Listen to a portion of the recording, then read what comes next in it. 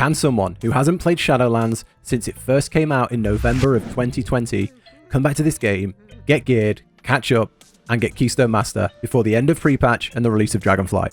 Well, let me tell you the story. Around 15-16 months ago, I logged out of World of Warcraft for what felt like the last time. I said goodbye to my friends, my guild, and my characters, unsubscribed, and moved on to play other games. And I spent the greater part of last year playing the critically acclaimed Final Fantasy XIV. WoW player goes to Final Fantasy XIV. I bet you've never heard that before. It immersed me for a good 9 months. 9 months through the story, I was fully invested every single day playing that game.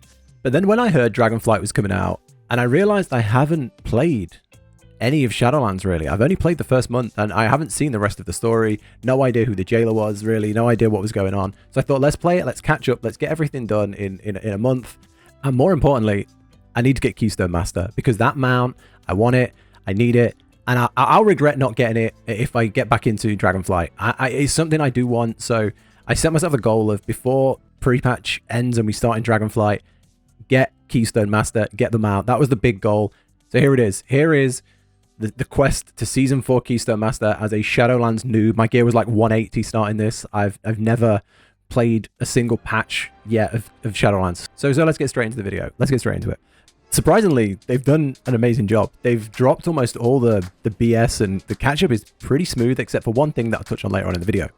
So what were the steps to get Mythic ready? First thing, I did what all WoW players do. I watched a Bellular video, I watched a Signs of Kalani video, and I got spoon-fed exactly where to go and get my base gear from. And that place seemed to be Zereth Mortis. So I busted through Korthia, no idea what happened there. I was there for about half a day.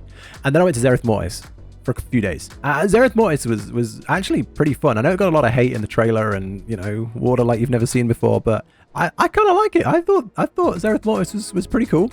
And afterwards, I had a well-rounded 230 gear and a free legendary. So that was all from like a day or two's questing in that area. And after that, my renown pretty much hit max level, which was kind of wild because back on release, I was grinding renowned every day and barely made any progress on it. So to get capped in a couple of days on a fresh character was unusual.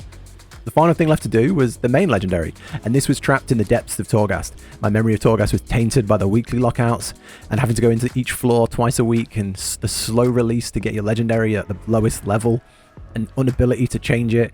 But yeah, taking the restrictions off Torghast and adding the adamant vaults, the box of many things, and everything else, I loved it. I bust through here all the way to floor 11 or 12 and got my legendary in a day or two. I instantly got it leveled to 291. It feels awesome because that means that's how easy it is to gear an ult too. And I think if WoW keeps content like this in Dragonflight, they're on to a winner because it's fun, it's rewarding, and it's enjoyable. I've been going into Torghast. I don't need any more legendaries on this character. I've been pushing higher levels of Torghast because I'm genuinely just enjoying the roguelike nature of it, which is how it should have been on release. But restricting the fun like they did at the start of Shadowlands is going to hit them hard if they do it again in Dragonflight. So yeah, we'll see. There's still one thing on the gearing journey that was super annoying, and that's getting the second legendary at 291. This was given to you for free for finishing the story, and then you have to get I think it's revered with the Enlightened to be able to get it up to 291. And yeah, there's only so much you can do a day, and I was doing it and I didn't get anywhere. Well, I didn't get anywhere near what I needed to revert. So yeah, I'm still 260 something on this item.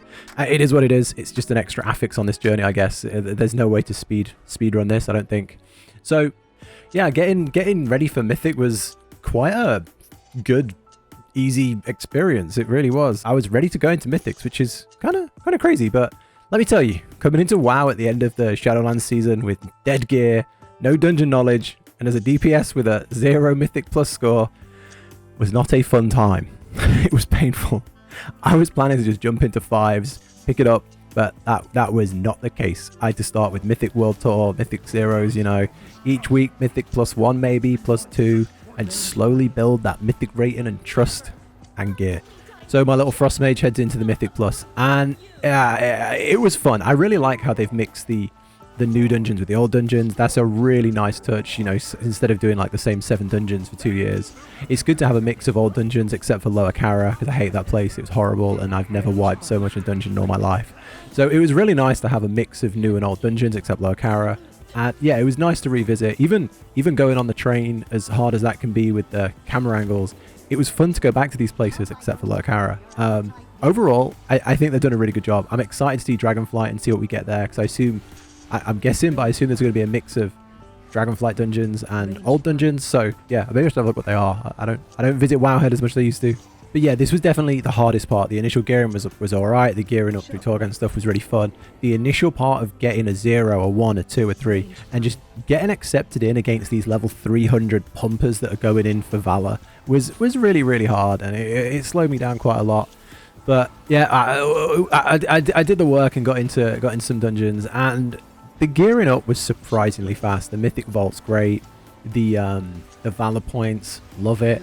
There's a lot of like, not guaranteed loot, but a lot of safety mechanics if you're not getting loot at the end of the dungeon, which made it a lot nicer. One thing I think we should all be praising Blizzard for is that thing in Zereth Mortis with the where you can go and turn mythic gear or PvP gear into tier sets. That is phenomenal. As mostly a mythic plusser, don't really get involved with raids all that much.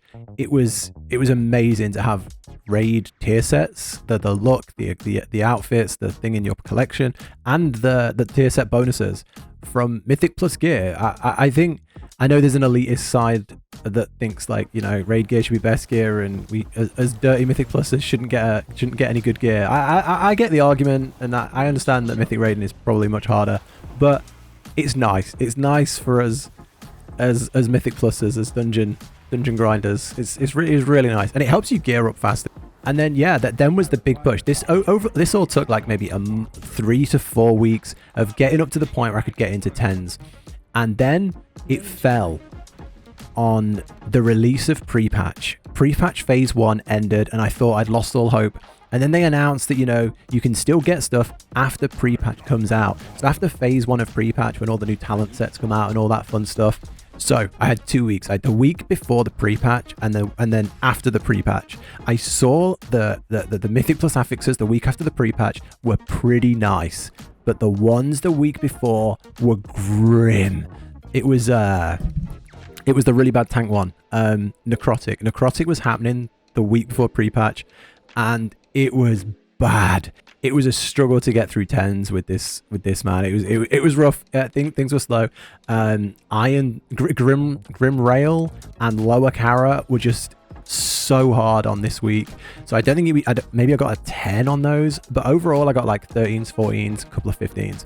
Tazavesh, Praise Beads Tazavesh, that dungeon is a dream. It felt so nice to get high keys on. And then falls pre-patch. I was nervous, no idea how Frostmage was going to perform. It's the only class I'd really got geared and learned, and it was the one I was going for. So I put in the new talents, went some Icy Veins cookie cutter build, because I didn't want to mess around, didn't want to learn it. I just wanted to get it done fast. I was very worried about not getting this for the end of the pre-patch.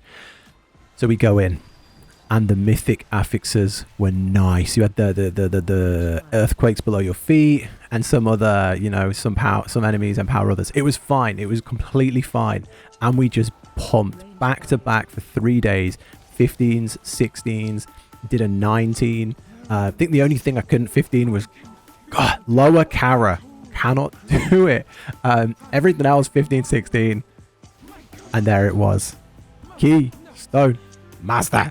I ended this at like 2.9 something, 2.93 maybe. This probably wouldn't have been achievable in this amount of time, in like 3 or 4 weeks from nothing, without the catch-up they put in. Is it catch-up? I don't know. The fated bosses, the fated raids could go in there on normal and get a bit of gear. Could go on, go do the tier sets, gear up. The weekly quests every now and again had like a 270.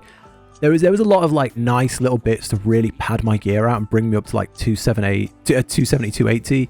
And then you just get great vault, push you up to like those 300s with your drops from 15s. So yeah, overall, it wasn't bad. It wasn't bad at all. I thought this would be near on impossible, and I'd have to sweat like crazy to get it done. But yeah, no huge relic grind, no Torghast lockout, no pain. I came in, I played non-stop for like a month, and I had a ton of fun. If they go into Dragonflight with the same mindset they've got here at the end of Season 4 Dragonflight pre-patch, this expansion's going to slap. Like, if they go into it with this mindset of, you go in, you have fun, you get gear, I'm going to play a tank, a healer, a range DPS, a melee DPS, and I'm gonna dungeon on them all.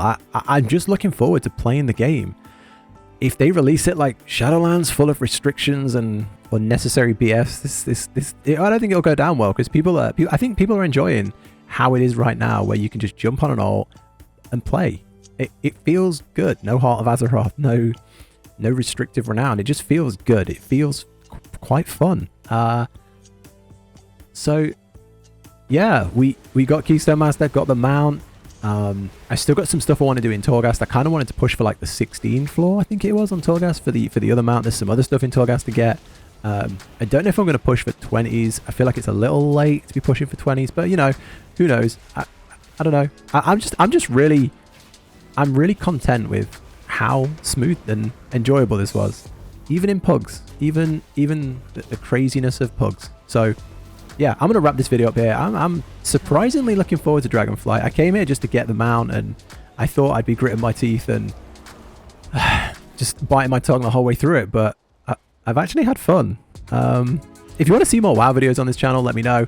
I cover lots of MMOs on here. WoW, Guild Wars, Final Fantasy, Black Desert Online, anything I get my hands on, really. So if you want to see more and you've liked this video, consider subscribing to the channel. And if you made it all the way to the end, I really appreciate it. Thank you. Thank you very much. I'll catch you in the next one. Take care. Bye.